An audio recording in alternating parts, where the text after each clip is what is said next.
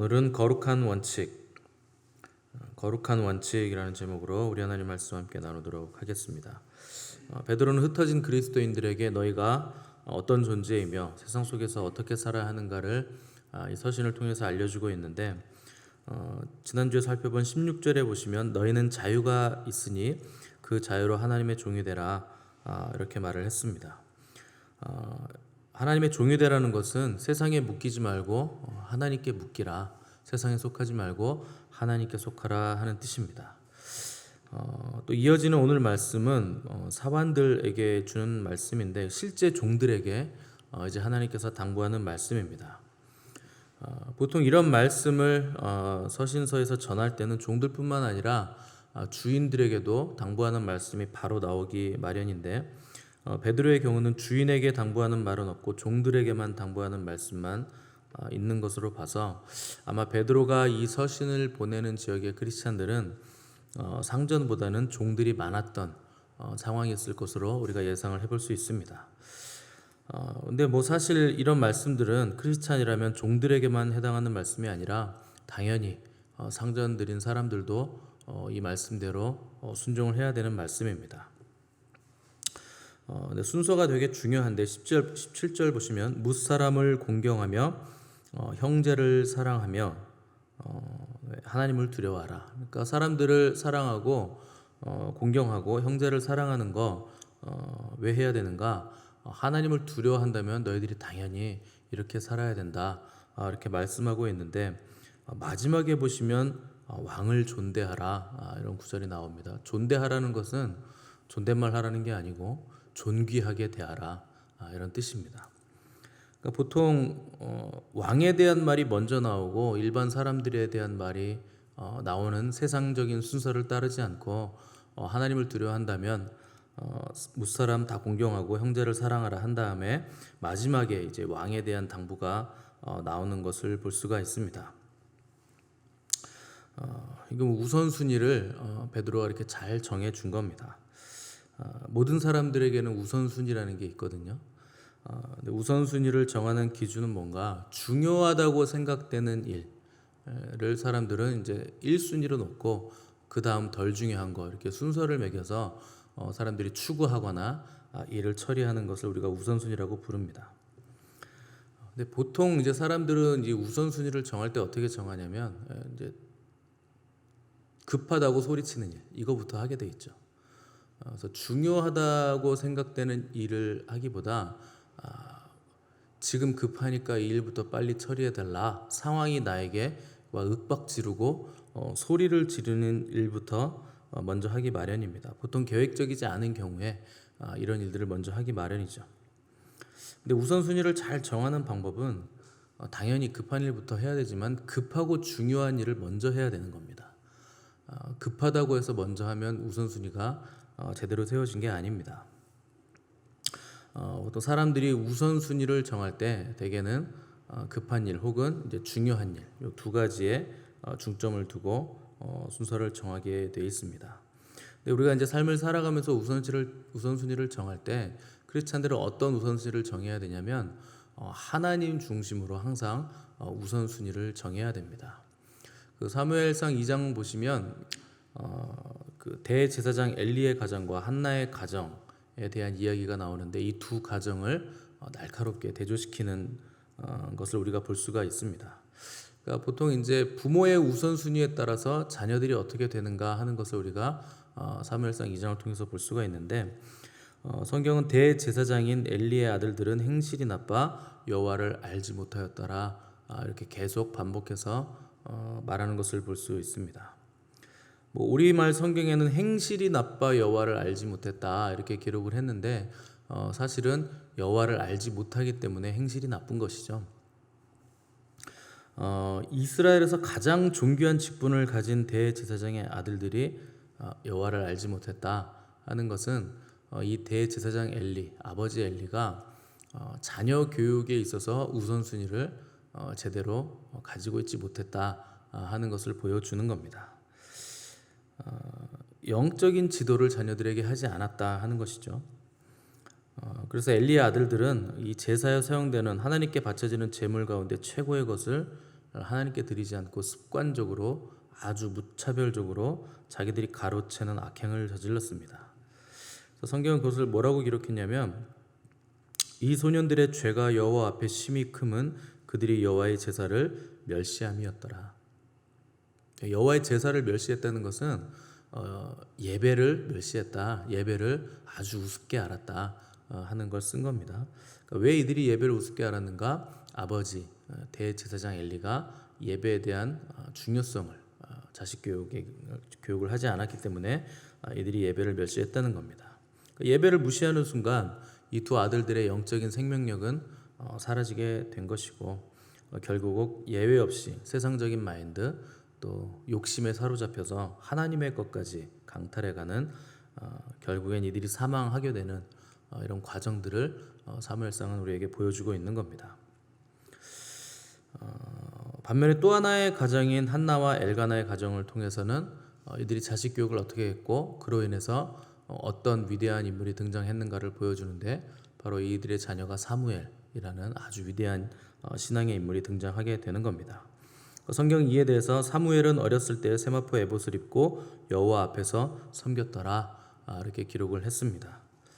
가장 중요한 단어는 여호와 앞에서라는 말이겠죠.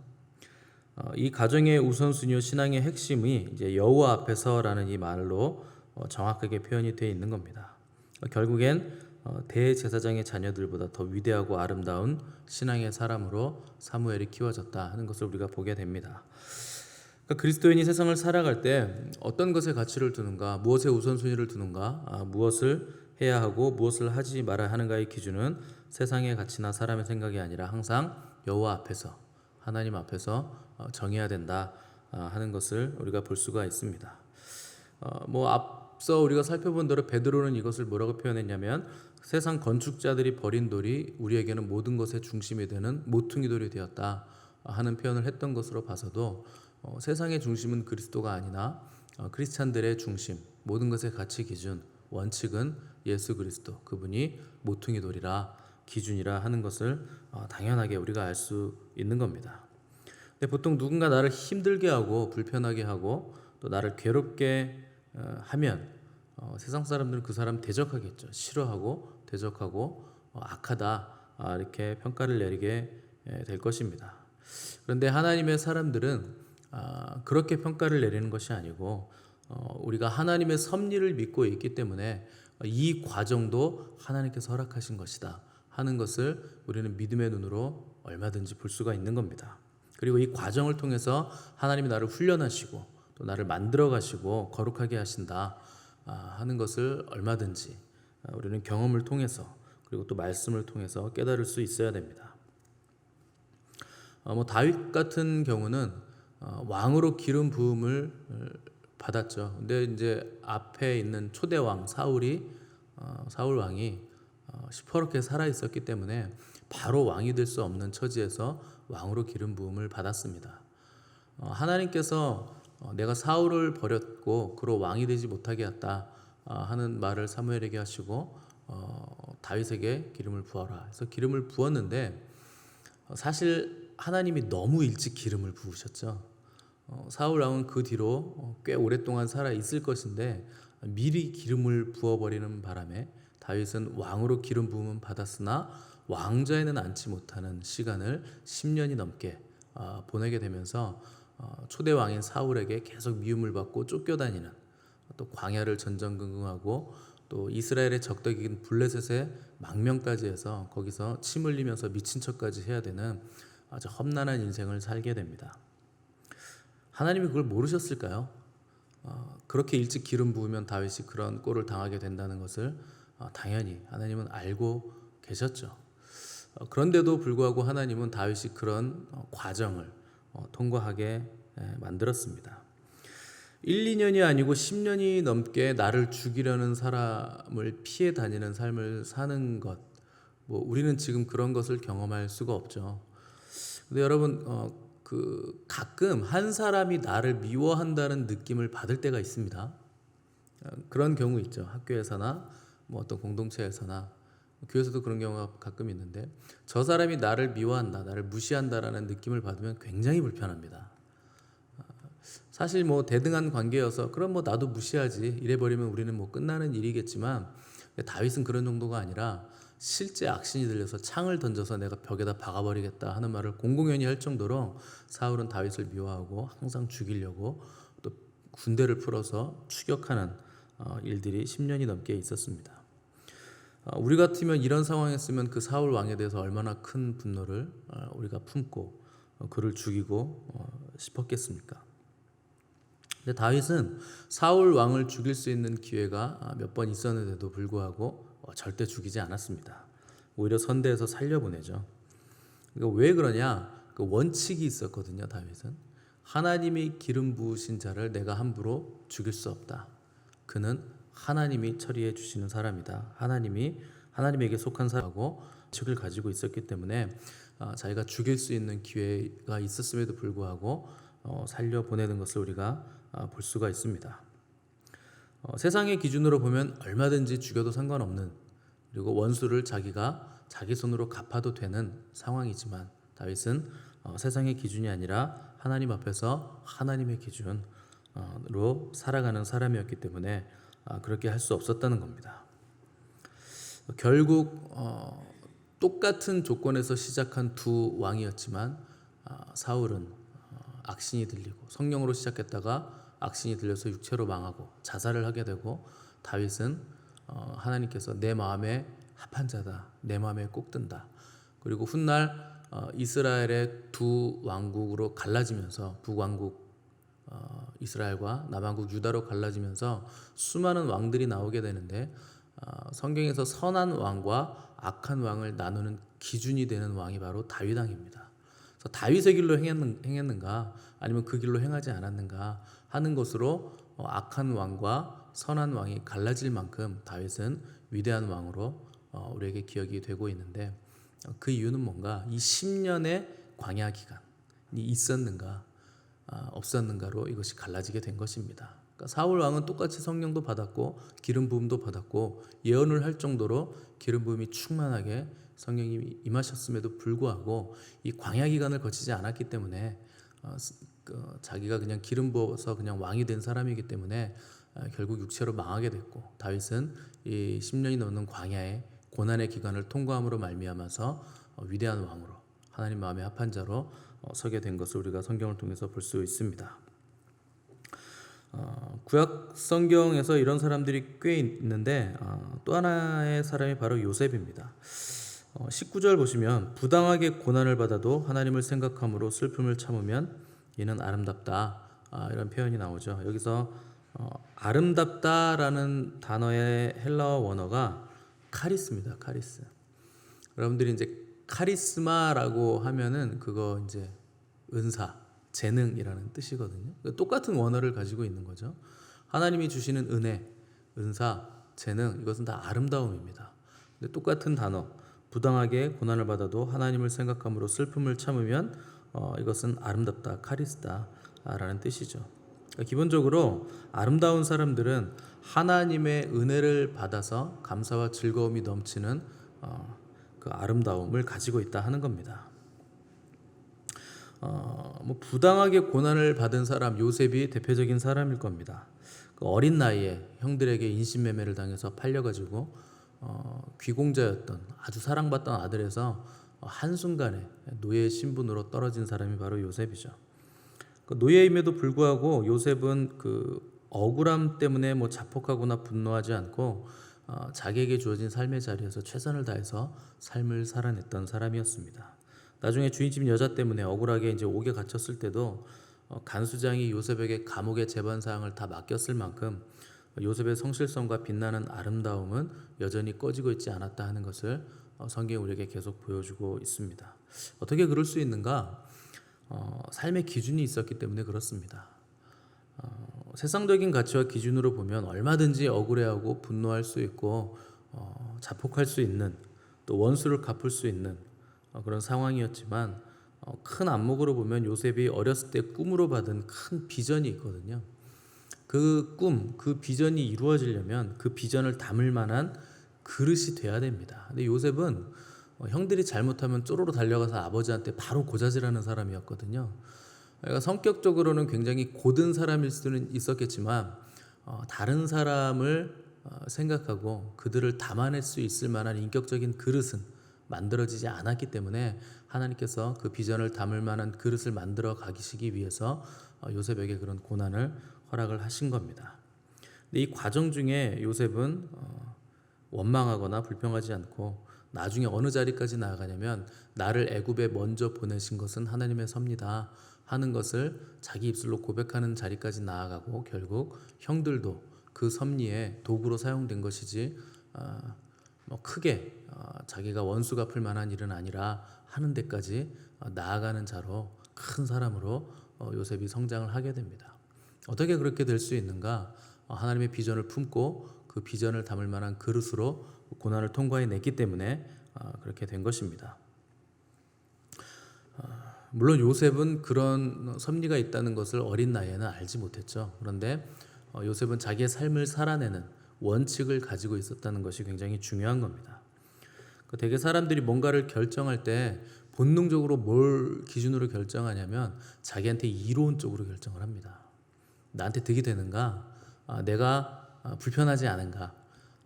이런 식으로 이론 결정을 내리기 마련인데 하나님은 우리에게 이로운 결정을 내리라고 요구하시지 않으시고 의로운 결정을 내려라 이렇게 요구를 하는 겁니다. 그것이 성경에서 말하는 요구입니다. 크리스찬들은 이로움이 아니라 의로움을 따라가야 된다. 의라는 건 뭔가? 당연히 예수 그리스도 우리의 주님이 바로 의시죠. 그래서 그리스도인들이 뭔가를 결정할 때 그 기준이 의로우신 분 예수 그리스도 그분이 아니시라면 그분이 기준이 아니라면 시작부터 우리는 이길 수 없는 싸움을 시작하게 되는 겁니다. 오늘 본문에서 베드로는 모든 사람을 공경해야 되고 또 그리스도인 형제를 사랑해야 되고 하나님을 두려워하고 왕을 존대하라 이렇게 기록을 했습니다. 또 18절 보시면 주인에게 순종하되 선한 주인이 아니라 까다로운 주인이라도 순종을 하라는 것이 베드로의 명령이죠. 이기는 싸움을 하라는 겁니다. 다른 사람 섬기고 나보다 남을 낮게 여기고 이기는 싸움을 하는 것이 그 방법이라는 겁니다. 근데 누가 이렇게 살고 싶겠습니까? 다들 자기에게 더 편한 쪽으로 쉬운 쪽으로 신경 쓰지 않고 자유롭게 다 살고 싶죠. 근데 우리가 의로운 결정을 내려야만 하는 이유는 하나님이 의로우시기 때문이시고 예수 그리스도께서 이 의를 이루시기 위해서 십자가를 지시기 위해 이 땅에 육신을 입고 오셨음을 우리가 알기 때문이고 그 의를 우리가 입어서 우리도 큰 은혜를 받았기 때문에 당연히 우리도 예수 그리스도를 닮아 의로운 결정을 내리는 의로운 사람들로 삶을 살아야 한다 하는 것이 하나님의 요구입니다. 제가 가끔 라이언 일병 구하기를 예로 자주 들잖아요. 라이언이라는 당시에 3명이 죽고 1명만이 살았다는 것을 알게 되면서 그 연합군 정부에서 이 라이언 구해내라, 그래서 제대시켜라. 그 어머니를 생각해봐라. 4명 중에 3명이 상륙하다가 죽었는데 1명은 살려보내야 되지 않겠느냐 이런 결정을 내려서 어디에 있는지 모를 그 라이언을 찾아서 8명의 뛰어난 엘리트 군인들이 라이언 일병을 찾아 구해낸다는 스토리가 이 영화의 주요 내용입니다. 결국에 8명이 라이언 일병 때문에 다 죽어요. 근데 결국 라이언 일병은 살아납니다. 그래서 영화 초반부에 보면 아주 늙은 라이언이 국립묘지에 가서 특별히 그때 8명의 부대 중에서 그 부대를 이끌었던 캡틴 밀러라는 대위의 그 무덤에 가서 나 잘 살았다, 명예롭게 살았다 하는 것을 얘기하는 장면을 처음과 끝에 이렇게 삽입을 시켜놨습니다. 근데 죽기 전에 라이언 일병에게 이 캡틴 밀러 대위가 어니스트라는 단어를 남기고 죽어요. 명예롭게 살아라. 이 말을 딱 남기고 죽습니다. 왜 그럴까요? 8명의 목숨이 그에게 바쳐졌기 때문에 너 하나 구하기 위해서 당시에 꽤나 엘리트들이었던 사람들로 그 부대를 조직해서 너를 살려낸 거다. 그러니까 너 아무렇게나 살면 안 된다. 명예롭게 살아야 된다. 이렇게 부탁을 한 겁니다. 여러분 우리가 받은 은혜는 8명의 사람의 목숨보다 훨씬 큰 것을 받은 겁니다. 하나님이신 분이 이 땅에 오셔서 자기 육신을 입고 오셔서 모든 사람을 위해 또 저와 여러분들을 위해 하나님의 생명을 내어 주신 겁니다. 훨씬 더 큰 은혜죠. 그러니까 우리는 얼마나 더 명예로운 삶을 살아야 되는가 하는 것을 우리가 반드시 생각을 하셔야 됩니다. 내가 정말 하나님께 갚을 수 없는 은혜를 받은 것이 실제인 사람이라면 우리의 삶은 그냥 나에게 이로움, 내 욕심, 세상적인 가치관, 세상이 주는 그 원칙들이 아니라 그분의 의를 받은 사람답게, 이 카리스, 은혜를 받은 사람답게 아름다움을 가진 삶을 사는 것이 마땅한 것이다. 우리가 어떤 마음으로 하루하루를 살아야 될 것인가, 이것을 생각하라는 겁니다. 하나님이 매일 우리에게 새로운 하루를 열어주시죠. 오늘도 새로운 하루가 열려서 우리가 첫 시간을 주님께 드리고 또 오늘 하루를 살아가게 될 것입니다. 또 내일이면 또 내일의 하루를 우리에게 허락을 해 주실 겁니다. 왜 자꾸 우리에게 하루하루를 선물해 주시는가? 기회를 주시는 겁니다. 너희들이 신자다움을 가지고 명예롭게 살 수 있는 기회를 계속 하나님 우리에게 허락하시죠. 오늘 실패했더라도 상관없습니다. 오늘 실패를 거울 삼아서 내일은 이것보다 조금 더 나아가고 조금 더 나아가고 의로운 삶을, 아름다운 삶을 우리가 살아갈 수 있는 기회를 하나님이 계속 우리에게 제공을 해 주시는 겁니다. 그래서 우리에게 허락된 이 모든 시간들은 한 영혼을 하나님께로 돌아올 수 있게 만드는 기회이고, 또 주님 앞에서 우리가 믿음으로 응답할 수 있는 기회이고, 또 때로는 피하고 싶은 고통스러운 상황일지라도 그 고통과 아픔이 아니었다면 내가 알 수 없는, 그리고 내가 성장할 수 없는 기회들이 나에게 있었다, 이렇게 여겨지는 끊임없는 그 시간들이 우리 앞에 매일매일 놓여지고 있는 것입니다. 그래서 오늘 우리가 만나는 모든 상황들, 또 우리가 오늘 만나는 모든 사람들이 우리 앞에 놓여진 하나님이 주시는 기회들입니다. 그래서 어제보다 오늘 더 하나님을 더 사랑하시고, 오늘보다 내일 더 하나님을 사랑하시면서 점점 더 하나님이 요구하시는 그 장성한 분량으로 우리가 성장해 나가기를 원하시기 때문에 하나님이 오늘 우리에게 또 하나의 하루를 주고 계신 것입니다.